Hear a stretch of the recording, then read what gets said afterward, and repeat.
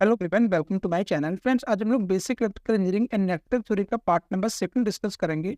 The resistance of a conductor when its temperature is increase. तो देखिए, आपसे बोला गया कि आप किसी भी कंडक्टर का अगर टेम्परेचर इंक्रीज करोगे तो रेजिस्टेंस पे क्या इफेक्ट होगा। तो देखिए फ्रेंड, अगर आप टेम्परेचर इंक्रीज कर रहे हैं कंडक्टर का तो रेजिस्टेंस पे क्या हो जाएगा, इंक्रीज हो जाएगा। ठीक है, तो ऑप्शन में जो हमारा डी है वो उसमें करेक्ट हो जाएगा।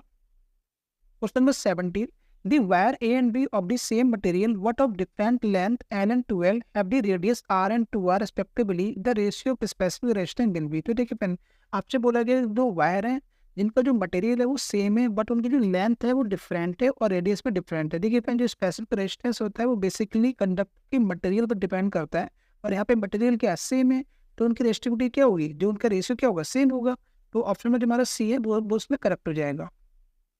उस अगर यहाँ पर मैंने देखिए मैंने लिख भी दिया है, as the wire are of same material so specific resistance of both the wire A and B will be same.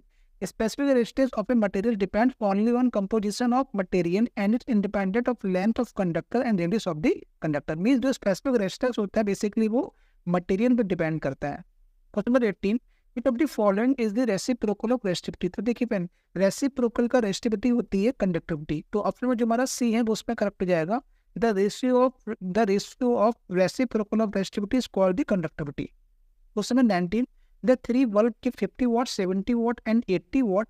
Out of the three bulb, which bulb has thickest filament? Assuming all the bulb have tungsten filament of same length। तो देखिए यहाँ पे तीन bulb की बात करी गई है जिनकी रेटिंग आपको गिवन है 50 वाट, 70 वाट एंड 80 वाट। और आपसे बोला गया है कि इनमें से कौन सी जो बल्ब है उसकी जो थिकनेस होगी वो सबसे ज्यादा होगी। ठीक है, और जो लेंथ है वो सभी की सेम है। तो देखिए फ्रेंड, इसको हम लोग सॉल्व कैसे करेंगे। देखिए, आपको पता है कि जो रेजिस्टेंस का फार्मूला क्या होता है, आर बराबर वी स्क्वायर अपॉन पी। तो मैं यहाँ पे लिखता हूँ 50 वाट, यहाँ पे मैं लिखता हूँ 50 वाट का रेजिस्टेंस और यहाँ पे कितना 50 वाट, ऐसे हम लोग लिख लेते हैं। सेम अगर मैं यहाँ पे 70 वाट की रेजिस्टेंस की बात करूँ तो यहाँ पे क्या हो जाएगा, वी स्क्वायर अपॉन आर 70 वाट। ठीक है, ओम हो गया। अब यहाँ पे पी कर लीजिए, ये पी है 70 वाट। ऐसे में रेजिस्टेंस जो बात करूँ 80 वाट का रेजिस्टेंस क्या होगा, तो क्या हो जाएगा, P V square upon P 80 वाट। अब देखिए पहले रेजिस्टेंस और पावर में क्या होता है, इन्वर्सली रिलेशन होता है। तो जिसकी पावर क्या होगी, जिसकी पावर सबसे ज्यादा होगी उसका रेजिस्टेंस क्या होगा, सबसे कम होगा। तो यहाँ पे सबसे ज्यादा पावर किसकी है, 80 वाट की। 80 वाट की पावर सबसे ज्यादा है तो उसका रेजिस्टेंस क्या होगा, सबसे कम होगा। ठीक है, अब देखिए जिसका रेजिस्टेंस अगर सबसे कम है तो उसका एरिया क्या होगा, सबसे ज्यादा होगा। तो यहाँ पे जो है पावर ज्यादा किसकी है, 80 वाट की, तो उसका रेजिस्टेंस क्या होगा, सबसे कम हो गया।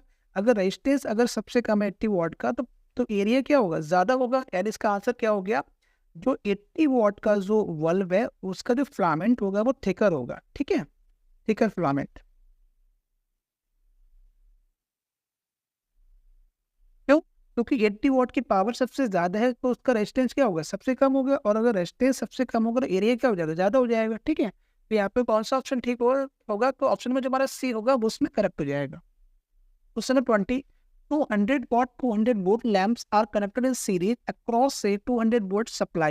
The total power consumed by each lamp in watt will be। तो फ्रेंड आपसे बोला गया कि यहाँ पे टू जो है लैंप है जिनकी रेटिंग है 100 वॉट और 100 वॉट और वोल्टेज है 200 वोल्ट, तो उनको सीरीज में कनेक्ट किया गया है अक्रॉस 200 वोल्ट सप्लाई के साथ में।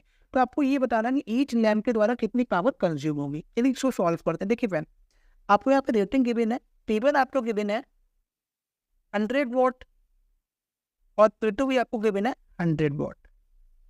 ठीक है, और वोल्टेज आपको गिवन है 200 वोल्ट। यहाँ से देखिए रेजिस्टेंस का फार्मूला होता है आर बराबर we square upon P.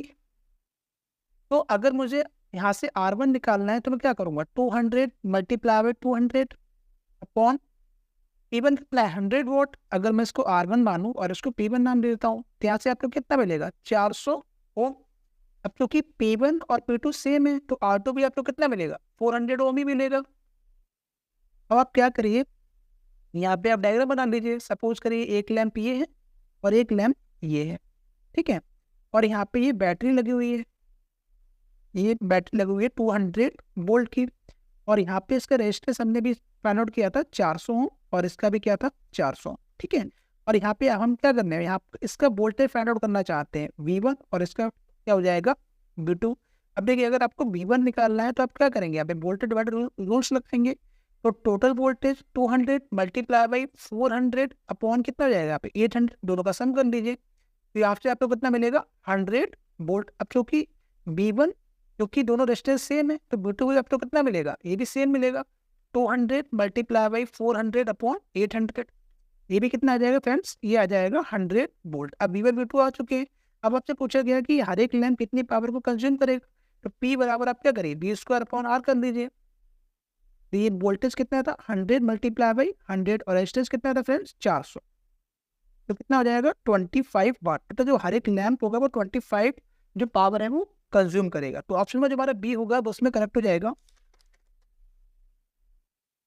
Question number 21, the relationship between power consume and current. तो देखिए आपसे बोला गया है कि पावर और करंट में क्या रिलेशन होता है। चलिए इसको सॉल्व करते हैं। देखिए पहले मैं यही बताता हूँ आपको। देखिए जो पावर का फार्मूला क्या होता है, P बराबर V इंटू आई, और B बराबर क्या होता है I इंटू आर इंटू आई। यहाँ से क्या हो जाएगा I² इंटू आर। ठीक है, तो बेसिकली मैं क्या लिख सकता हूँ यहाँ से P proportional to I², where R क्या है, R इज कॉन्स्टेंट। यहाँ से आपको दिख रहा होगा P प्रोपोर्शनल टू I² तो फिर रिलेशन कैसा होगा, नॉन लीनियर। ठीक है, तो ऑप्शन में जो हमारा बी है वो उसमें करेक्ट हो जाएगा, because power is proportional to current square. ठीक है, तो रिलेशन कैसा हो जाएगा, पावर और करंट में non linear. Question number 22, 1 unit of electrical energy is. तो देखिए फ्रेंड जो 1 यूनिट होती है इलेक्ट्रिकल एनर्जी की वो बराबर होती है 1 किलोवाट आवर के, 1 किलोवाट आवर। तो ऑप्शन नंबर जो हमारा इसमें सी होगा वो उसमें करेक्ट हो जाएगा। 1 unit of electrical energy is equal to 1 kilowatt hour. Question number 23, the algebraic sum of all the voltage around any close path है। तो देखिए फ्रेंड अगर कोई भी क्लोज पाथ है और उसका एल्जेब्रिक सम लेते हैं वोल्टेज का, तो उनका जो सम आता है फ्रेंड वो आता है 0। तो ऑप्शन में जो हमारा बी होगा वो उसमें करेक्ट हो जाएगा।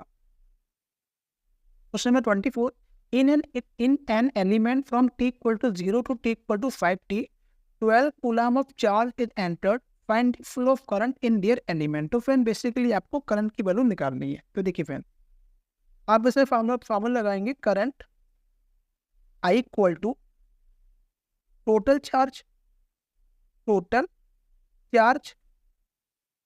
Upon total time. तो टोटल चार्ज कितने हैं फ्रेंड 12 और टाइम ड्यूरेशन क्या है 0 से 5t, तो कितना हो जाएगा 5 माइनस 0। तो यहाँ से कितना मिलेगा 2.4 एम्पियर। तो यहाँ पे बेसिकली हमारा कौन सा ऑप्शन ठीक होगा, तो ऑप्शन में जो हमारा ए होगा वो उसमें करेक्ट हो जाएगा। Question number 25, an ideal voltage source should have. Option number A infinite source resistance, option number B large value of EMF, option number C small value of EMF, option number D 0 source resistance. तो देखिए friend ideal voltage source का जो internal resistance होता है वो friend 0 source होता है। ठीक है, 0 सोर्स रेजिस्टेंस। तो ऑप्शन में जो हमारा डी होगा वो उसमें करेक्ट हो जाएगा। फ्रेंड आज हमने BEE नेटवर्क थ्योरी का पार्ट नंबर 2 डिस्कस किया। फ्रेंड मिलते हैं नेक्स्ट वीडियो में। Okay, thank you.